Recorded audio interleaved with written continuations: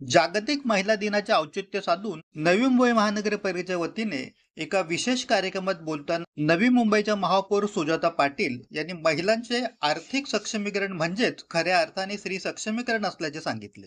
या पुढील काळात महानगरपालिका क्षेत्रातील महिलांना विविध माध्यमातून रोजगार उपलब्ध करून देऊन आर्थिकदृष्ट्या सक्षमीकरणावर भर देण्यात येईल। या माध्यमातून स्त्री सक्षमीकरणाचे नवे दालन नवी मुंबईत खुले होणार असून प्रत्येक बाबतीत आघाडीवर असणाऱ्या नवी मुंबईच्या उपक्रमाचे अनुकरण इतर शहरातही होईल असा विश्वास महापौर सुजाता पाटील यांनी यावेळी व्यक्त केला। महिला सशक्तीकरणासाठी खऱ्या अर्थाने महिला आत्मनिर्भर आणि आर्थिकदृष्ट्या स्वावलंबी असणं गरजेचं आहे। म्हणजे महिलांना हक्काचा रोजगार असणं गरजेचं आहे आणि आदरणीय गणेशजी नाईक साहेब यांच्या माध्यमातून त्यांच्या ध्येय धोरणातून आज एक कल्पना पुढे आलेली आहे। त्यांच्या मार्गदर्शनाखाली आपल्या परिवहन विभागाच्या माध्यमातून आपण 400हून अधिक महिलांना वाहन चालक ह्या पोस्टसाठी रुजू करण्याचा एक मानस ठेवलेला आहे।